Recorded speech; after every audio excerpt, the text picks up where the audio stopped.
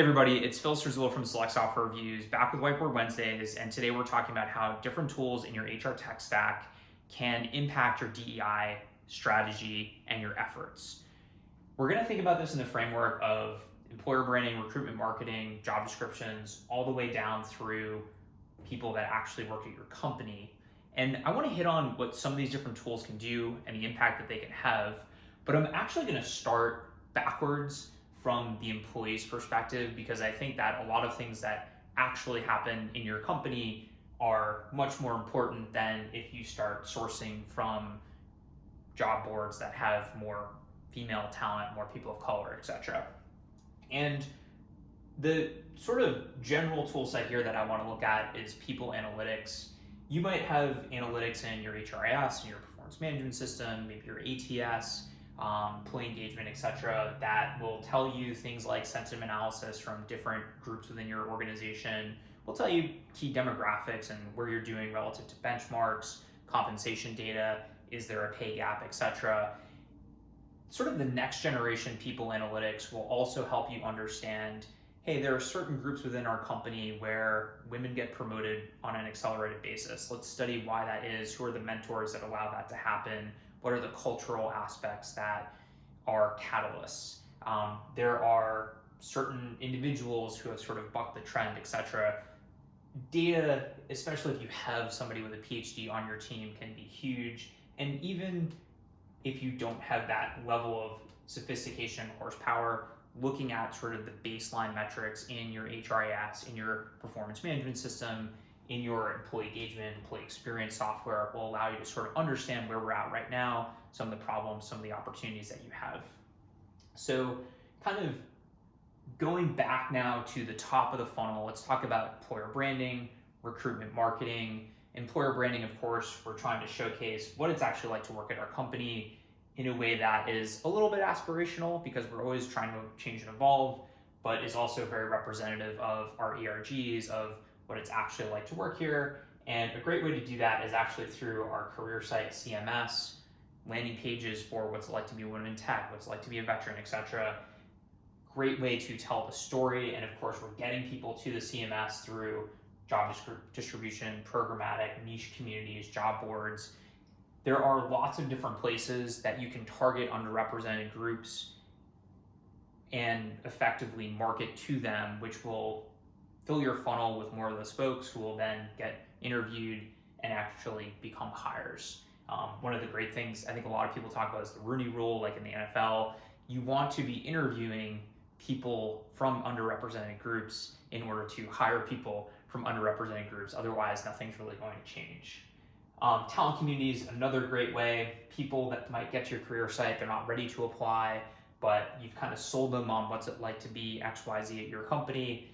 And so put them into a nurture campaign in your CRM, feed them content. Hey, our ERG groups did XYZ, our company did ABC, and eventually move them down into the applicant tracking system, where you can do things like blind resume screening.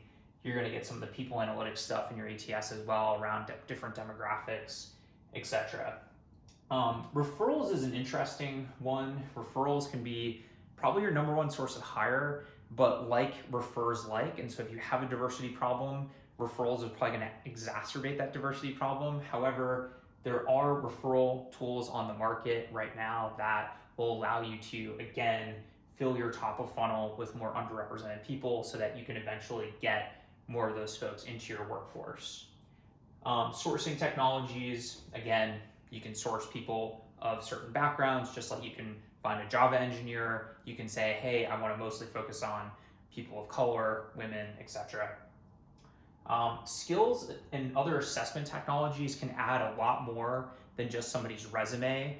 What we found again and again is that, especially for a lot of jobs, even a lot of white collar office jobs, you don't need the credentials that your ATS sort of standard resume parser might be looking for. You more need somebody with the right skill set. And if you can look beyond the resume at people's skills versus credentials, you can widen that hiring funnel and you can get a lot more people into it that could be interesting, helping meet your goals. Chatbots and other sort of AI automation is really interesting as well. You can do things in a programmatic, rubric-driven way that, especially at the top of funnel like assessments, that a human being might inject a lot more bias into. And so by really looking at things in a black and white way, a chatbot can help you to advance more people in the process that deserve to be advanced. The last thing here I'll touch on is scheduling, and I want to leave this one for last because I think that scheduling is such this like very niche part of the employee life cycle of the HR tech stack. But if you think about it, even something so niche can have a drastic impact. The best scheduling technologies out there are making sure that, hey, if we interview a female engineer, there's a female engineer on the interview panel. People have the right training. People are not extremely biased in a statistically significant way when they pass candidates on to the next stage based on demographic data. There's lots of different things that scheduling and sort of the entire candidate and employee journey can be impacted by through technology that I think it's really interesting to see this sort of emerge as a subsegment of all these different technologies. And what I would do is I would take a hard look at the vendors that you already have and figure out what are the best ways that we could leverage the technology that we've already paid for, that we're already using.